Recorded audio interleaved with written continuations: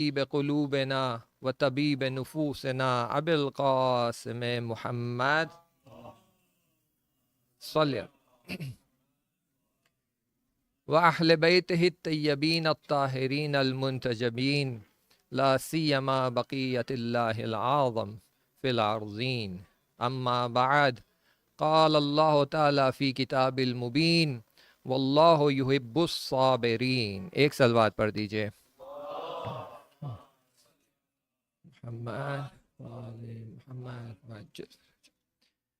جو گفتگو ہماری چل رہی ہے وہ کربلا کے واقعے کو تحلیل کرتے ہوئے، اینالائز کرتے ہوئے ہم آگے بڑھ رہے ہیں. دیکھیے کئی بار ایسا ہوتا ہے کہ جس طرح مولانا عاکف نے بھی اشارہ کیا ہے کہ ہم دل میں آرزو رکھتے ہیں کہ اے کاش میں بھی کربلا میں ہوتا. تو یقیناً اپنی اولادوں کو، اپنے مال کو اور خود اپنی جان کو میں امام پر قربان کر دیتا. اور یہ حقیقت ہے، ہم سب دل میں یہ نیت رکھتے ہیں اور خدا اس کا اجر بھی دے گا.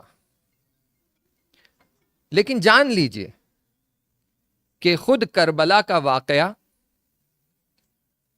اور اس سے پہلے پیش آنے والے حالات اتنے سادے نہیں تھے، اتنے آسان نہیں تھے. یہ تو آج 1400 سال گزر گئے ہیں اور بار بار یہ اطلاعات کو، انفارمیشن کو ہم تک پہنچایا گیا ہے اور اس معرکے کو کھول کر ہمارے سامنے رکھا گیا ہے. تو ہمیں سمجھ آ رہا ہے کہ حق کدھر ہے اور باطل کدھر ہے. اسی لیے ہم بہت کلیئرلی یہ کلیم کرتے ہیں کہ اے کاش ہم امام حسین علیہ السلام کے ساتھ ہوتے. ورنہ اگر ہم خود اس زمانے میں ہوتے تو یہ سمجھ پانا اور یہ اینالائز کر پانا ایک خود بہت ہی سنگین اور سخت کام تھا. اور اس کے شواہد ہمارے لیے تاریخ میں موجود ہے، ایگزامپلز موجود ہے. آپ جنگ جمل کو دیکھ لیجئے،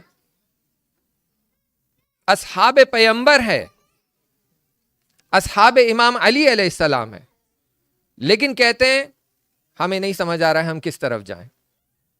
ایک طرف داماد پیمبر اور ایک طرف زوجہ پیمبر، تو ہم نیوٹرل ہیں، ہم پیچھے ہٹ رہے ہیں. یہ تو نیوٹرل والوں کی بات. اب آئیے اس سے سخت تر مثال، ہم نے طلحہ اور زبیر کا نام سنا ہے. کون تھے یہ لوگ؟ یہ لوگ وہ تھے جو امام علی کے بہت ہی نزدیک ترین اصحاب میں سے تھے، کہ امام علی علیہ السلام کہتے تھے علیکم منی اہل البیت، تم ہمارے اہل البیت میں سے ہو. اور یہی لوگ تھے کہ جب امام علی کو گلے میں رسن ڈال کر کھینچا جا رہا تھا بیعت لینے کے لیے، تو یہ ننگی تلواریں لے کر مسجد میں داخل ہو گئے تھے کہ ہم یہ جفا اور یہ ظلم نہیں ہونے دیں گے. اور بہت بری طرح ان کو مارا پیٹا گیا تھا کہ یہ مرنے کی حالت میں آ گئے تھے. اور یہی لوگ آپ دیکھیں گے آگے چل کر کہ اپنے ہی امام جس کے لیے اپنی جان قربان کرنے کے لیے تیار تھے، تلوار کھینچ کر کھڑے ہو گئے. تو یہ سمجھنے کی ضرورت ہے کہ اگر اس زمانے میں ہوتے، اس ماحول میں ہوتے، تو بہت ہی کمپلیکس سچویشن تھا. یہ تو آج ہم اتنے سال بعد تحلیل کر رہے ہیں اور ایک پورا بگر پکچر دیکھ رہے ہیں. کوفے میں کیا ہو رہا ہے، بصرے میں کیا ہو رہا ہے، شام میں کیا ہو رہا ہے، مدینہ میں کیا ہو رہا ہے، مکہ میں کیا ہو رہا ہے، یہ سارا سب کچھ دیکھ کر ہم یہ نتیجہ نکال پا رہے ہیں. لیکن اگر اس زمانے میں ہوتے تو ہمیں خبر ملنے تک جو دیر ہوتی اس میں کئی بار ہمارا دل پلٹتا، شاید کفر، ایمان، ان دونوں کے بیچ میں غوطے لگا رہا ہوتا. تو آپ کی خدمت میں نے کل پیش کیا کہ چالاک لوگ جو موجود تھے اس ہدف کے ساتھ کہ میرا پرپس فلفل ہو جانا چاہیے، مجھے کوفہ کی حکومت چاہیے، اب اس کے لیے کوئی حربہ چلنے کی ضرورت پڑ جائے میں چلنے تیار ہوں.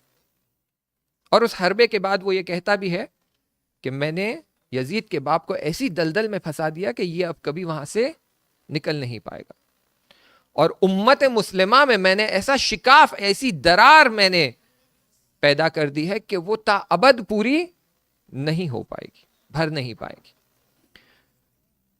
عزیزو, اگر یہ سارا سب کچھ کوفہ اور شام میں چل رہا تھا تو مدینہ خاموش نہیں تھا. اگر وہاں یہ ساری ایکٹیویٹیز چل رہی تھی تو مدینہ میں بھی ایکٹیویٹیز چل رہی تھی, وہاں بھی فعالیت تھی, وہاں بھی ایکشن ہو رہا تھا. جیسے ہی امام حسن علیہ السلام کی شہادت کی خبر پھیل گئی تو اگرچہ کوفہ سے لیٹرز آ رہے تھے, لیکن عراق کے دوسرے حصوں سے اور حجاز سے خود لوگ آ رہے تھے ملنے کے لیے امام حسین علیہ السلام سے, اور اپنی بیعت کا اعلان کرنے کہ مولا ہم آپ کے ساتھ ہیں. بالکل ویسے ہی جیسے لیٹر میں نے اشارہ کیا کہ انہوں نے کیا لکھا کہ آپ گزشتگان کے جانشین ہیں اور خلیفہ ہے. تو امام کے گھر پہ رفت و آمد بہت بڑھ گئی, لگاتار لوگ آ رہے ہیں اور اپنے سپورٹ کا, الائنس کا اعلان کر رہے ہیں. اب جب اتنی رفت و آمد بڑھ گئی ہے تو دشمن تو یہ دیکھے گا, اور عثمان ابن عفان وہ جاتا ہے مروان ابن حکم کے پاس اور کہتا ہے مروان, کیا تم نہیں دیکھ رہے ہو کہ حسین کے گھر پر رفت و آمد بڑھ گئی ہے؟ میں بہت ہی عنقریب دیکھ رہا ہوں کہ حسین اور اس کے دوستوں کے ذریعے ہمیں بہت زیادہ سختیاں جھیلنی پڑے گی, سنبھل جاؤ اس سے پہلے کہ بہت دیر ہو جائے. تو جس طرح ہمارے مولا کے دوست جگہ جگہ موجود تھے, ویسے ہی دشمن کے جاسوس بھی جگہ جگہ موجود تھے, خبر رکھتے تھے اور پہنچاتے تھے.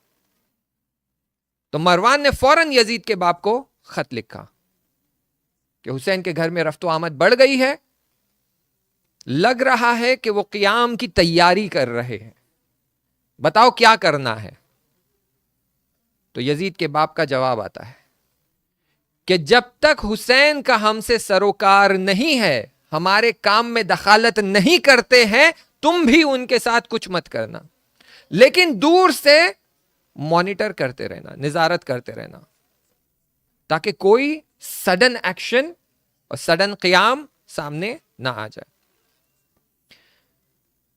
اور اس طرف سے مغیرہ نے وعدہ دے دیا تھا کہ میں کوفہ سے بیعت طلب کر لوں گا یزید کے لیے. اب جب یہ پلان بن چکا تو یزید کے باپ کو بہت ہمت آ گئی کہ بھائی مجھے پہلے ڈر لگ رہا تھا کہ سلنامہ موجود ہے اور اس سلنامے کے بیسس پر میں یزید کو خلیفہ ڈکلیئر نہیں کر سکتا, لیکن اس نے جو پلان بتایا ہے اس میں شام ہمارے قبضے میں ہے, مدینہ میں میرا حاکم بیٹھا ہوا ہے, اور میں وہاں چاہوں تو مروان ابن حکم کو والی بنا دوں اور وہاں سے بیعت لے لوں. بچا کوفہ تو مغیرہ میرے لیے لے آئے گا, اور بچا بصرہ وہ بھی کوئی بڑا سخت کام نہیں ہے. اب کیا بچ گیا؟ تو اب اس میں ہمت آ گئی.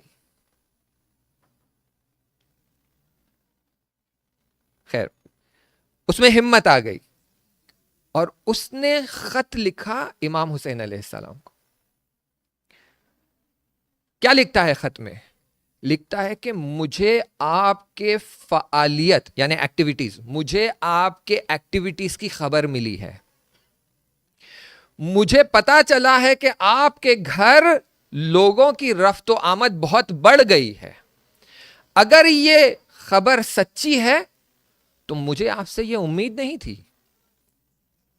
اور اگر یہ خبر جھوٹی ہے تو ایسا ہی ہے, کیونکہ یہ کردار اور رفتار آپ سے بہت دور ہے. یہ تو اس نے لکھ دیا.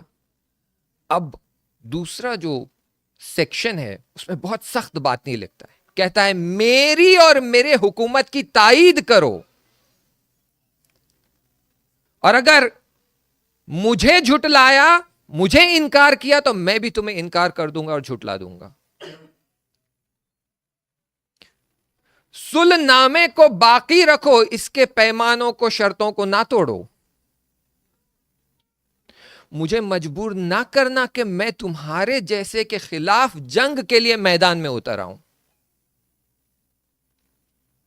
پھر کہتا ہے خدا کا خوف رکھو اور ایسا کوئی کام مت کرنا کہ امت میں فتنہ برپا ہو جائے. تو پہلا والا سیکشن تو یہ تھا کہ مجھے ایکٹیویٹیز کا پتہ چل رہا ہے, تھوڑا سا سنبھل جائیے. لیکن دوسرا سیکشن صرف وارننگ نہیں ہے, تھریٹ ہے, تھریٹ کہ میں جو دیکھ رہا ہوں اگر یہ بات سچی ہے تو میں جنگ پر اتر آؤں گا تم سے. اور وہ کہہ رہا ہے صلح نامے کو, خدا کو حاضر ناظر جان کر تم نے جو صلح نامہ لکھا ہے اسے باقی رکھو.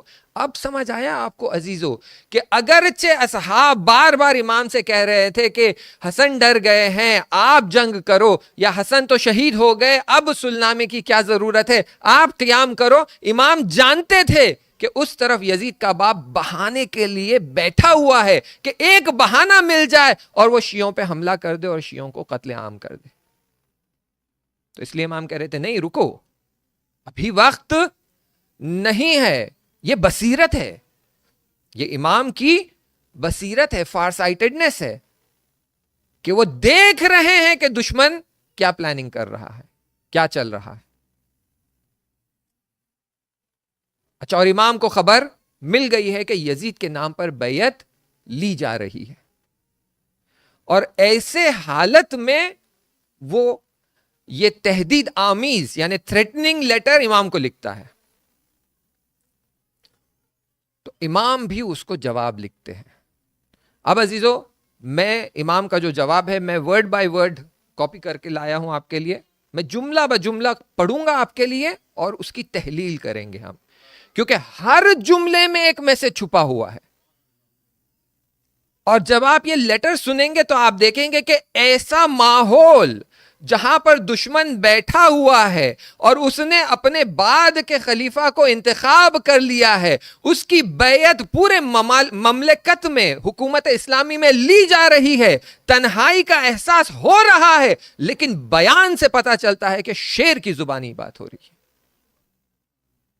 کہ ہم نہیں ڈرے آپ سے, تم ہمیں دھمکانا چاہتے ہو, ہم ڈرنے والوں میں سے نہیں ہے. تو دیکھیے امام حسین کیا لکھتے ہیں, بہت ہی سخت انداز میں لکھتے ہیں تیرا خط مجھے ملا اور اس خط میں تو نے لکھا کہ میرے بارے میں تجھے کچھ باتیں پتا چلی ہے کہ جو سن کر تو ناراحت اور ناراض ہو گیا ہے, یعنی تو راضی نہیں ہے ان باتوں کو سن کر, جبکہ یہ رفتار اور کردار جس کی تو مجھے نسبت دے رہا ہے یہ مجھ سے بہت دور ہے, میں ایسا نہیں ہوں. ہاں یہ تیرے لقموں پہ پلنے والے جاسوس ہے جو تجھے یہ خبر دے رہے ہیں تاکہ امت مسلمہ میں فتنہ پھیلائے. یعنی دیکھیں امام کو کون آ کر خبر دے رہا ہے کہ جاسوس بات پہنچا رہے ہیں, لیکن امام کو خبر ہے, امام ماحول سے غافل نہیں ہے. وہ کہہ رہے ہیں تیرے جاسوس جو خود غرض اور مفاد پسند ہے, صرف اپنے بینیفٹ کا سوچ رہے ہیں, اور ہم نے دیکھا مغیرہ ایسا ہی تھا. تو کہتے ہیں میں جانتا ہوں تو کیسے لوگوں کے بیچ میں رہتا ہے, تیرے دوست جو ہے وہ دوست ہونے کا دکھاوا کر رہے ہیں جبکہ یہ چاہتے ہیں صرف ان کا اپنا فائدہ ہو. تو یہ تیرے جاسوس ہے جو تجھے خبر دے رہے ہیں تاکہ امت مسلمہ میں فتنہ پھیلائے. پھر وہ جملہ کہتے ہیں اور یہاں سے سخت بیان شروع ہوتا ہے, کہتے ہیں میں نے صلح کی شکنی نہیں کی ہے, یعنی میں نے صلح نہیں توڑا ہے اور اس کا ارادہ بھی نہیں رکھتا ہوں. اب سمجھے کیوں اصحاب سے کہہ رہے تھے بیٹھ جاؤ, حرکت بھی نہ کرنا, کیونکہ اگر ارادہ بھی پتا چل جائے کہ ہاں حسین ایسا ارادہ رکھتے ہیں تو وہ وہاں سے اصحاب کو قتل کرنا شروع کر دے گا, اور وہ کر رہا تھا. اصحاب پیغمبر کو اور اصحاب امام علی علیہ السلام کو قتل عام کر رہا تھا ہر بہانے سے. ہاں لیکن یہ تو ہے جس نے صلح کے پیمان کو توڑا ہے, جس نے خدا کے نیک اور نماز گزار بندوں کو جیسے حجر ابن ادے اور عمر ابن الحمق خزائی ان کو قتل کیا ہے. اب میں آگے کا جملہ پڑھوں گا, آپ کو سمجھ آئے گا کیوں امام اس طرح بیان کر رہے ہیں کہ خدا کے نیک بندے یا خدا کے دوستوں, جبکہ تو نے خدا کی قسم کھائی کہ یہ تیرے امان میں رہیں گے اور انہیں کوئی نقصان نہیں پہنچائے گا. تو کہہ رہے جیسے جیسے ہم آگے بڑھیں گے آپ کو سمجھ آئے گا. امام کہنا چاہ رہے ہیں کہ تو جو یہ دکھاوا کر رہا ہے کہ تو دین پر باقی ہے اور تو دین کو بچا رہا ہے, اس کا محافظ ہے, اور لوگ تجھ پر بھروسہ کر کے تجھے اور تیرے بعد نسلوں کو خلیفہ مان لے اسلام کا, تو جان لے کہ تو خدا کے دوستوں کا قاتل ہے, خدا کے نیک بندوں کا قاتل ہے. اب اس کا کیا مطلب ہوا؟ اس کا مطلب یہ ہوا کہ تو خدا پسند نہیں ہے. بہت ہی, جس طرح میں نے کل اشارہ کیا کہ جب خط لکھے جاتے ہیں تو بہت ساری باتیں کھل کر لکھی نہیں جاتی, پیام پہنچایا جاتا ہے لیکن انداز الگ ہوتا ہے. تو کہہ رہے تو خدا کا دوست نہیں ہے, اور سادی زبان میں کہہ دوں تو خدا کا ماننے والا نہیں ہے. اگر خدا کا ماننے والا ہوتا تو خدا کے دوستوں کو قتل عام نہیں کرتا. تو پوائنٹ نمبر 1, خدا کا ماننے والا نہیں ہے, خدا کے نیک بندوں کو, اور نام لیا انہوں نے, اور تو نے امان کا وعدہ کیا تھا تو جھوٹ بھی کہہ رہا ہے. یہ وہی نیک بندے تھے جو امت مسلمہ میں امر بالمعروف اور نہی از منکر کرتے تھے, ان کی خدمت کرتے تھے, اور تیرے غلام یا تیرے جو ہم بہت ہی سادی زبان میں کہتے ہیں تیرے پپٹس جو ہے, تیرے اشاروں پہ ناچنے والے, یہ لوگ ہیں جو اصحاب پیمبر پر ظلم کر کے انہیں ناحق قتل کیا ہے. یہ ایک پیراگراف. اب یہاں دیکھیے, ہاں مگر تو نے عمر خزائی جو پیمبر کا صحابی تھا, جن کے بدن عبادت کی شدت سے ضعیف اور چمڑی کا رنگ اڑ گیا تھا, ان کا بے رحمی سے قتل نہیں کیا. اب دیکھیں پہلا جملہ, تو خدا کے نیک بندوں کا قتل کر رہا ہے, یعنی تو خدا کے دوستوں کا قتل کر رہا ہے, یعنی تو خدا کا دوست. اب کیا کہہ رہے ہیں, پیمبر کے صحابی یعنی پیمبروں کے دوستوں کا قتل کر رہا ہے, تو پیمبر کا, جو خدا کو نہیں مانتا, جو پیمبر کو نہیں مانتا. لیٹر صرف یہ نہیں ہے کہ میں تیری باتوں کا جواب دے رہا ہوں, لیٹر میں وہ یہ ثابت کر رہے ہیں کہ تو نہ خدا کو ماننے والا ہے, نہ ہی تو پیمبر کو ماننے والا ہے, نہ ان کے دوستوں کا اور بندوں کا دوست ہے اور ان کی جان کی حفاظت کر رہا ہے, بلکہ ان کا قتل عام ناحق خون بہا رہا ہے, اور پیمبر کے صحابیوں کا بھی خون بہا رہا ہے. اب دیکھیے اسلام کے جو فاؤنڈیشنز ہے, کہ اگر آپ خود کو مسلمان کہنا چاہتے ہیں تو جو فاؤنڈیشنز ہوتے ہیں اس میں پہلے خدا, پھر پیمبر. امام نے لیٹر میں کیا بتا دیا, آگے دیکھیں.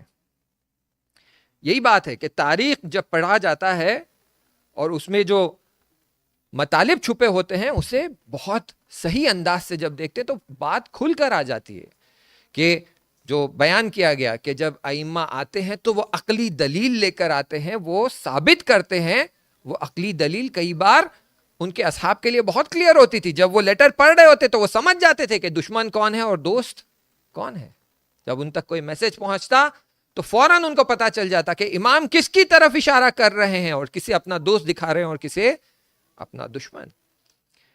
پھر کہتے ہیں ہاں مگر تو نے عمر خزائی, یہ تو ہم نے پڑھ لیا. ہاں مگر یہ تو نہیں تھا جس نے میرے بابا کے خاص صحابی کون خضرمی کو مارنے کا حکم جاری نہیں کیا تھا, اور تمام اصحاب علی ابن ابی طالب کو ڈھونڈ ڈھونڈ کر مارنے کا حکم نہیں دیا تھا. کیا ہو گیا, خدا کے دوستوں کو مارنے والا خدا کا دوست نہیں ہو سکتا. پیغمبر کے دوستوں کو مارنے والا پیغمبر کا دوست نہیں ہو سکتا. علی کے دوستوں کو مارنے والا علی کا دوست نہیں ہو سکتا. یعنی نہ لا الہ الا اللہ، نہ اشہد ان محمد رسول اللہ، نہ اشہد ان علی ولی اللہ، یہ تینوں دائروں سے تو خارج ہو رہا ہے. تو تیرا جو ادعا ہے کہ میں امت مسلمہ کا لیڈر ہوں، میں امت مسلمہ کا خلیفہ ہوں، میں ان کی ہدایت کروں گا، میں ان کو کمال تک پہنچاؤں گا، یہ تیرے عمل سے نظر نہیں آ رہا ہے. یہ دین پیغمبر، اب دیکھیے جملہ بہت ہی سنگین جملہ ہے، یہ دین پیغمبر ہے کہ جس کی وجہ سے تجھے اور تیرے باپ کو عزت ملی ہے، ورنہ تو اور تیرا باپ دادا وادیوں میں در در بھٹکنے والے لوگوں میں سے تھے. تو اب بتا رہے کہ تجھے جو عزت مل رہی ہے وہ اسلام سے مل رہی ہے. اسلام عزت کا باعث ہے، اسلام افتخار کا باعث ہے. تو یہ ہمیں فخر کرنا چاہیے کہ ہم مسلمان ہیں. ہمیں فخر کرنا چاہیے کہ ایسے ہمارے امام ہیں جنہوں نے ہماری ہدایت کی ہے اور ایسے دین کو ہم تک پہنچایا ہے جو عدالت کے بیسس پہ قائم ہوا ہے، نہ ظلم و جور کے بیسس پہ. ایسے دین کو ہم تک پہنچایا جہاں اہل البیت کے اصحاب، چاہے وہ پیغمبر کے اصحاب ہو یا ائمہ کے اصحاب ہو، ان کی عزت کرنا، ان کا احترام کرنا ہمیں سکھایا. تو یہ تیرے خوش قسمتی ہے، خوش بختی ہے کہ اسلام نے تمہیں یہ عزت بخشی ہے، اور آج تو ہی مسلمانوں پر ظلم کر رہا ہے اور ان کا قتل عام کر رہا ہے. اور تو مجھے دھمکی دے رہا ہے کہ اگر میں تیرا انکار کروں گا تو میرا انکار کرے گا اور میرے ساتھ مکر کرے گا. اب دیکھیں، میں یقین رکھتا ہوں کہ تیرا مکر مجھے کوئی نقصان نہیں پہنچا سکتا. کیوں؟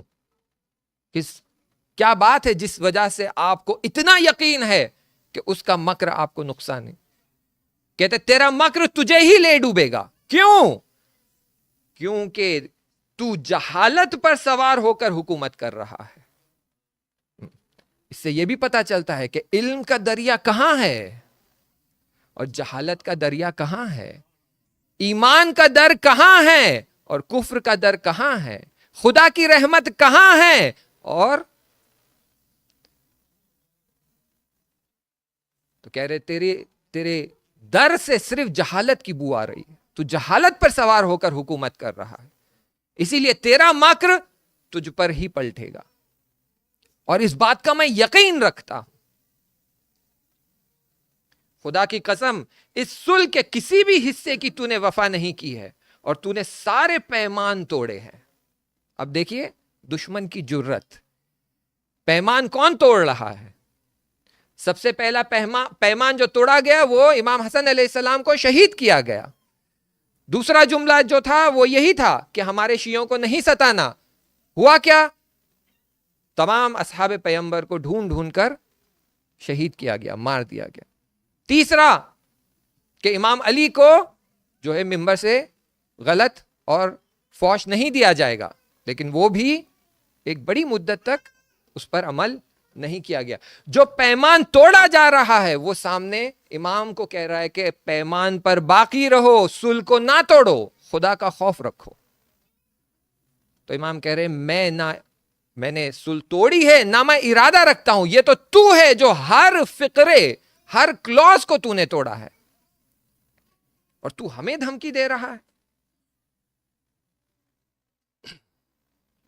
تیرے خلاف اور وہ کہتے تو نے اصحاب کو قتل کیا ہے جبکہ ان کو تو نے امان کا وعدہ کیا تھا اور ان میں سے کسی نے بھی تیرے خلاف اعلان جنگ نہیں کیا تھا، پھر بھی تو نے انہیں ناحق قتل کیا ہے.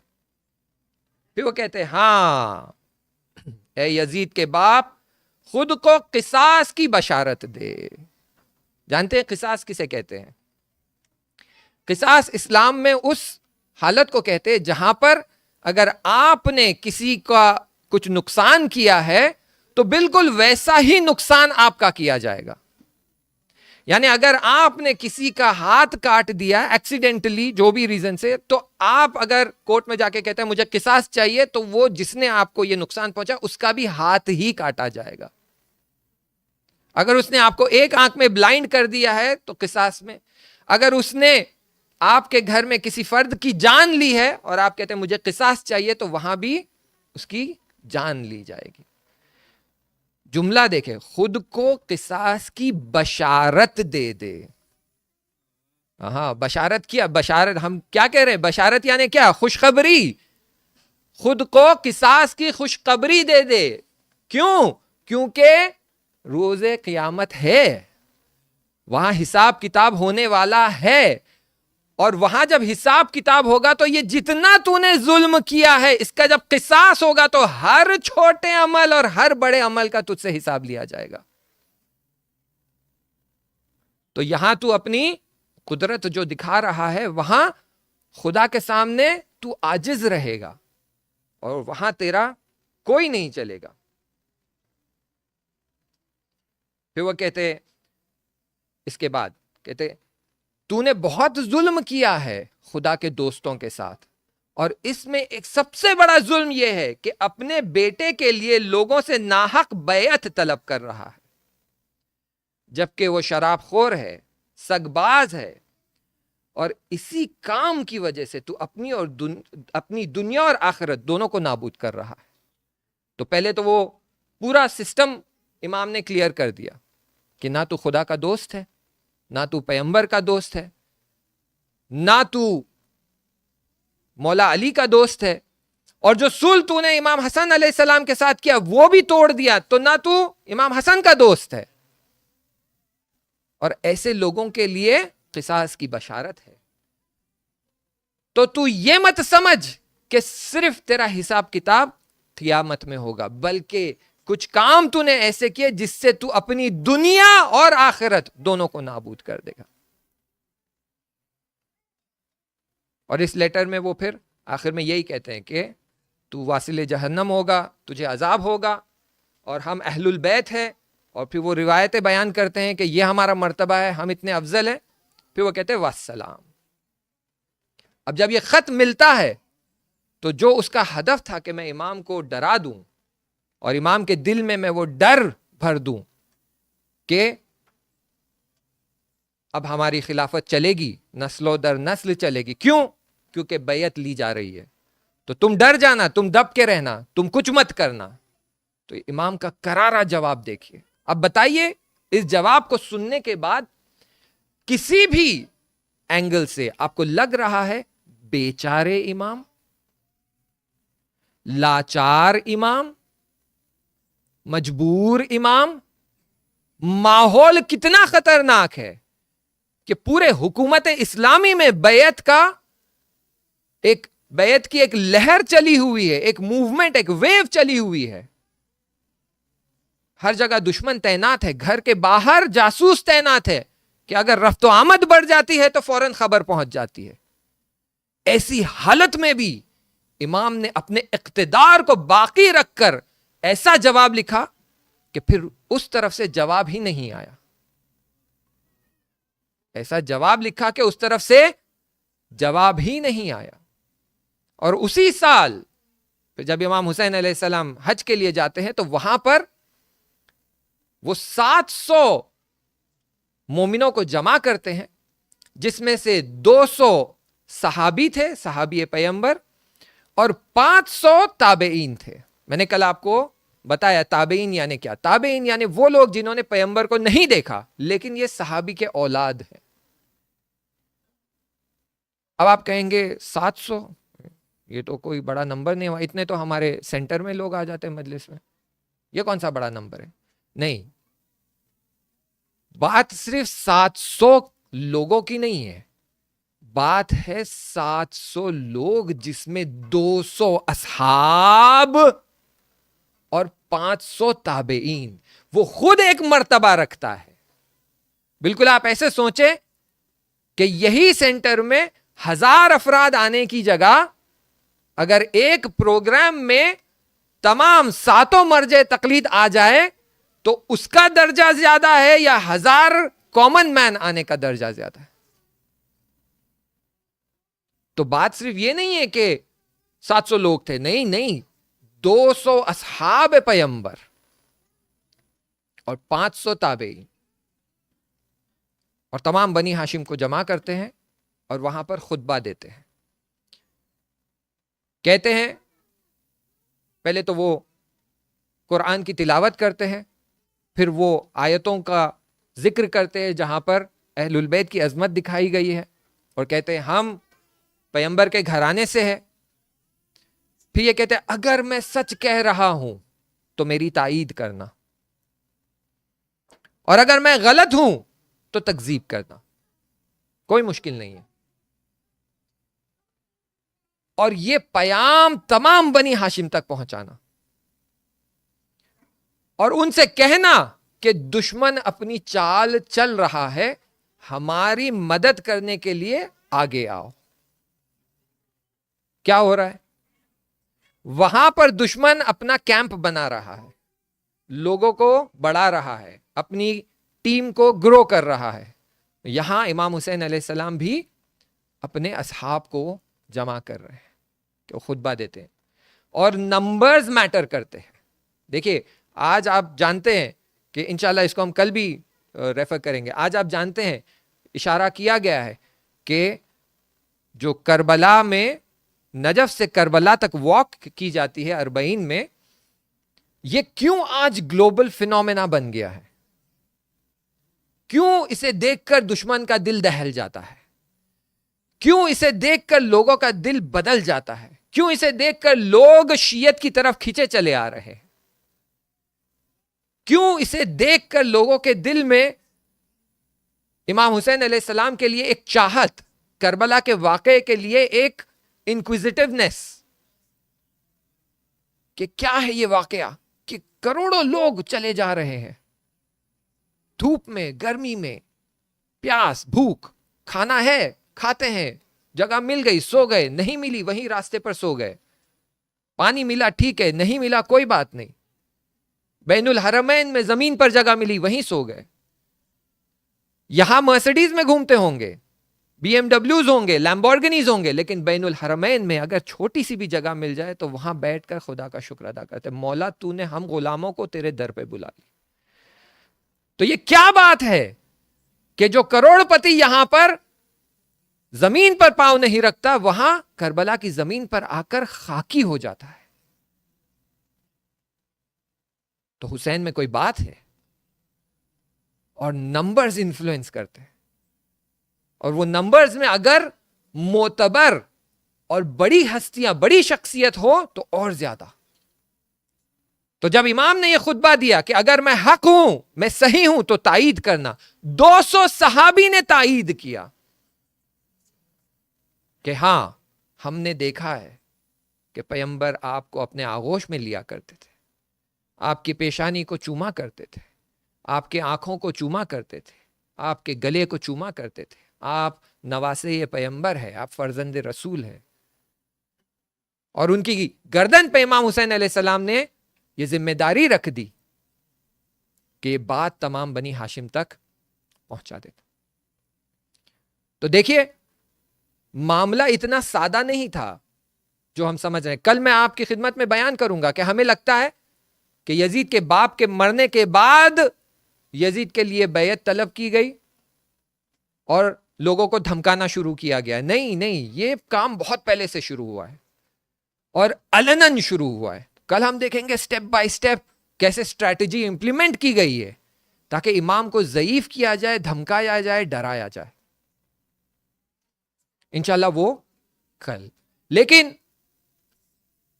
جو میں نے پہلی شب کو کہا کہ امام حسین کا کاروان حرکت کر رہا ہے، وہ رکنے والا نہیں ہے. حق کا کاروان ہے، الہی کاروان ہے، توحیدی کاروان ہے.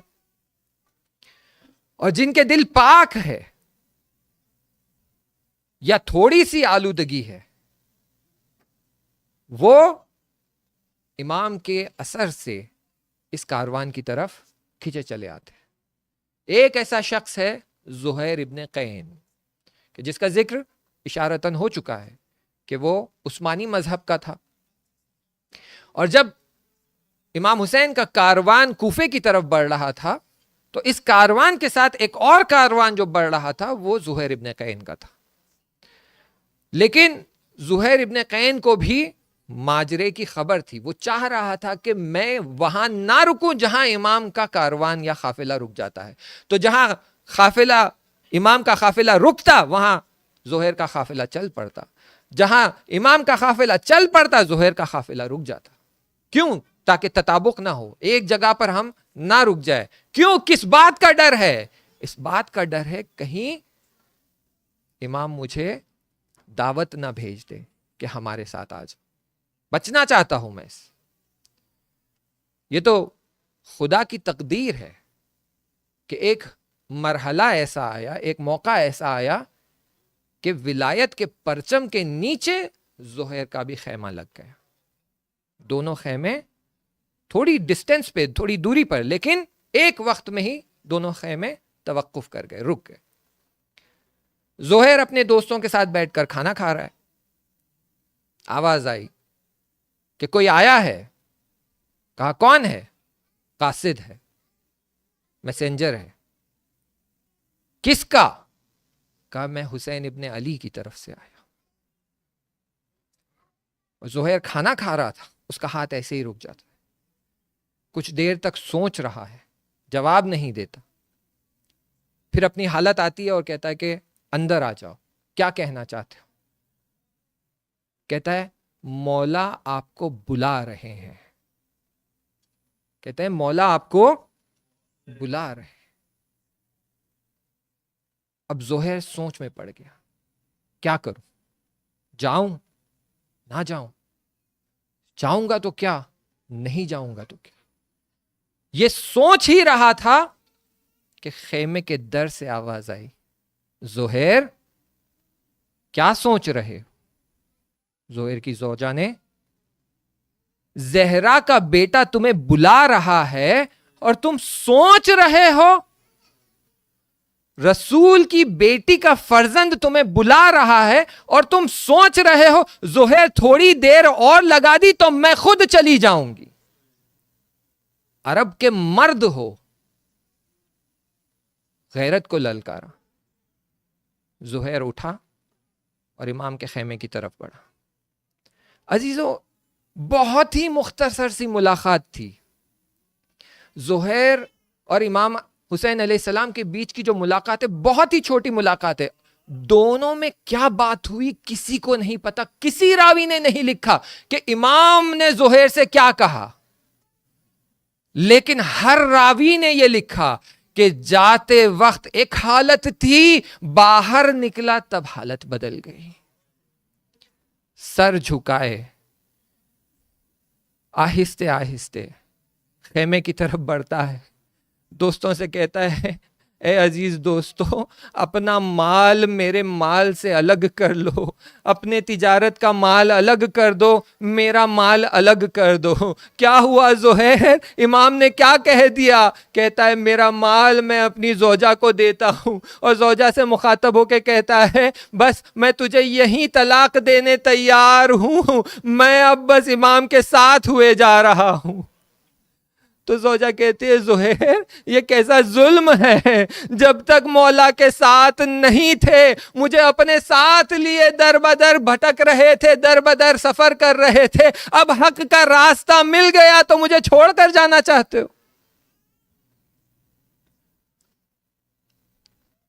زہیر کاروان حسین کے ساتھ ملحق ہو جاتا ہے. ہاں عزیزو, ایک زوجہ اور ہے جس نے اپنے شوہر کو یہی سوال پوچھا کہ اشارہ ہو چکا ہے, دستک آئی, دروازہ کھولا, پوچھا کون ہے؟ کہتا ہے میں قاصد حسین ہوں. دل تڑپ گیا, خط آیا ہے, میرے دوست کا خط آیا ہے. حبیب نے خط کو لیا, آنکھوں سے لگایا, چوما, خط کو کھولا, خط پڑھتے جاتے, روتے جاتے, ہر خط میں ایک ایک حصہ پڑھتے جاتے روتے جاتے. حبیب کی زوجہ پوچھتی ہے حبیب کس کا خط آیا ہے, کیا ہوا, کیوں رو رہے ہو؟ کہتے میرے مولا حسین کا خط ہے. تو زوجہ کہتی ہے یہ تو خوش نصیبی کی بات ہے, گریہ کیوں کر رہے ہو؟ کہتے تو نہیں جانتی مولا نے کیا لکھا ہے. لکھا ہے کہ میں کوفہ آ رہا تھا, میرا راستہ بدل دیا گیا ہے, میں ایک نامعلوم منزل کی طرف بڑھ رہا ہوں. پھر حبیب کہتے ہیں تو نے سارا خط بھی نہیں سنا, یہ آخری جملہ سن لے. حسین لکھتے ہیں میرے ساتھ ننھی سکینہ ہے, میرے ساتھ زینب و کلثوم ہے, میرے ساتھ علی کی بیٹیاں ہیں. ہائے میرے مولا کیسی غربت میں ہے, اپنے گھرانے کی ناموس لیے جا رہے ہیں. زوجہ پوچھتی ہے ابھی پھر کیا ارادہ ہے؟ کہتا ہے کہ میں اپنے قبیلے کے سرداروں سے مشورت کروں گا. یہی زوجہ ہے عزیزو کربلا کی مائیں اور بیویوں نے بہت اہم رول ادا کیا. کہتی ہے حبیب یہ وہ حبیب نہیں ہے جو میں جانتی ہوں, یہ وہ حبیب جو حسین کا دوست ہے وہ یہ حبیب نہیں ہے. حبیب کارواں کی طرف بڑھتے ہیں, سوار ہو کر جاتے ہیں. پتہ چلا گھڑ سوار آ رہا ہے کارواں. پوچھا گیا کون؟ بتایا حبیب ہے, آنے دو. اور خبر بی بی زینب تک پہنچی. خبر بی بی زینب تک پہنچی, حتماً یقیناً بی بی کے چہرے پر تبسم آئی ہوگی. لشکر پر لشکر آئے جا رہے ہیں, بڑے گھوڑوں کی ٹاپیں ہیں, بچوں کے دل دہل رہے ہیں. جب بھی نگاہ کرتے ہیں دشمن کی تعداد بڑھی جا رہی ہے. 10,000 افراد ہو گئے, 20,000 افراد ہو گئے. حسین کا پرسان حال کوئی نہیں, کوئی دوست نہیں, کوئی اصحاب نہیں. ہاں عزیزو تاریخ میں ملتا ہے کہ امام سرداروں کا پرچم تقسیم کر رہے تھے. ایک پرچم جناب عباس کو دیا, ایک پرچم ایک اور سردار کو دیا, ایک پرچم اپنے پاس رکھا. پوچھا مولا یہ پرچم کس کے لیے ہے؟ کہا میرا ایک عزیز ہے, میرا ایک باوفا دوست ہے. جب حبیب آ گئے تو پرچم انہیں دے دیا. ہاں حبیب پر اتنا بھروسہ تھا امام حسین کو. عزیزو بس زحمت آپ کی تمام. میں آخری جملہ آپ کی خدمت میں کہہ رہا ہوں. آج کی شب وہ شب ہے جس کا بڑی بے صبری سے انتظار تھا. آج کی شب بڑی بے صبری سے انتظار تھا.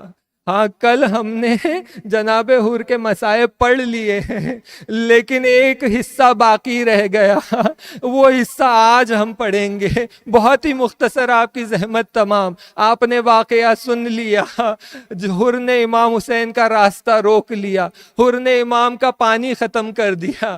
نہ شب عاشور ہے, حر اپنے خیمے میں پریشان ہے, پیشانی پہ بل ہے, خیمے میں چکر کاٹ رہا ہے. میں پوچھوں گا حر پریشان کیوں ہے؟ مگر تو یہ نہیں چاہتا تھا کہ حسین کا راستہ روک لے, مگر تو یہ نہیں چاہتا تھا کہ حسین کو یزید کے مقابل میں تو کامیاب ہو گیا, پریشان کیوں ہے؟ وہ کہے گا مگر تمہیں ننھے بچوں کی الاتش کی صدائیں نہیں آ رہی ہے. ہائے میں کیا کروں, یہ میں تھا جو ان بچوں کے دل میں ہیبت بھر دی, یہ میں تھا جس کے لیے حسین نے اپنی مشقیں کھول دی, یہ میں تھا جس کی وجہ سے آج حسین کے خیموں میں پانی نہیں ہے. ہاں تو کیوں پریشان نہ ہو؟ ڈرتا ہوں کہیں قیامت کے دن ماں فاطمہ میرا گریبان نہ تھام لے. کیا جواب دوں گا؟ پھر کہتا ہے میں چاہتا ہوں مولا کے پاس جاؤں، میں چاہتا ہوں مولا کی خدمت میں جاؤں، لیکن کس منہ سے جاؤں؟ جو گناہ میں نے کیا ہے کیا اس گناہ کی معافی مل سکتی ہے؟ میں کہوں گا حر تو نے کیا گناہ کیا ہے؟ یہ میں تھا جو زینب و کلثوم کو صحرا میں لے آیا، یہ میں تھا جو زہرا کی بیٹیوں کو بیابان میں لے آیا۔ حر چلے خیموں کی طرف، آہستے آہستے حسین کے خیموں تک پہنچے۔ تاریخ میں ملتا ہے، کوئی کہتا ہے حر اپنے ہاتھ کو سر پہ رکھے آئے، یہ تسلیم ہونے کی علامت ہے۔ کوئی کہتا ہے حر اپنے ہاتھ پیٹھ پر باندھے آئے۔ حسین کے پاس آئے اور صرف ایک جملہ پوچھا مولا کیا مجھ جیسے گنہگار کی توبہ بھی قبول ہو سکتی ہے؟ ہاں عزیزو، یہ حسین کا دربار ہے، یہ حسین کا محضر ہے۔ حسین نے توبہ کے دروازے کھول دیے، حسین نے مغفرت کے دروازے کھول دیے۔ جلدی آؤ، اپنی بھی توبہ مانگ لو، حر کے گناہ معاف ہو رہے ہیں، ہمارے گناہوں کی بھی معافی طلب کر لو۔ ہم کہیں گے مولا اے میرے آقا، ہم بہت گنہگار ہیں، ہماری جھولیاں گناہوں سے بھری ہوئی ہیں، اگر آپ حر جیسے کو معاف کر سکتے ہیں تو ہم تو آپ کے چاہنے والے ہیں، ہم آپ کے غلام ہیں، ہم فاطمہ کے غلام ہیں، ہمارے لیے بھی معافی طلب کرے۔ الا لعنت اللہ علی القوم الظالمین۔ خدایا پروردگارا، تیری بارگاہ میں دعا کرتے ہیں کہ اس عزاداری کا واسطہ، امام حسین علیہ السلام کا واسطہ، امام زمانہ کے ظہور میں تعجیل فرما، ہمارے گناہان کبیرہ اور صغیرہ کو بخش دے، جو مریض ہیں انہیں شفا عطا فرما، جو مقروض ہیں ان کے قرضوں کو عطا فرما، جو بزرگ ہو چکے ہوں انہیں صحت و سلامتی اور طول عمر عطا فرما۔ پروردگار تیری بارگاہ میں خاص دعا کرتے ہیں ہمارے مراجع اکرام آیت اللہ سیستانی، آیت اللہ خامنئی، آیت اللہ مکارم شیرازی اور دیگر مراجع اکرام، ان کی عزت، آبرو، جان، مال کی حفاظت فرما، اور روز افزان ان کی شان و شوکت میں، علم میں، تقوی میں اور عرفان میں اضافہ فرما۔ ماتم حسین۔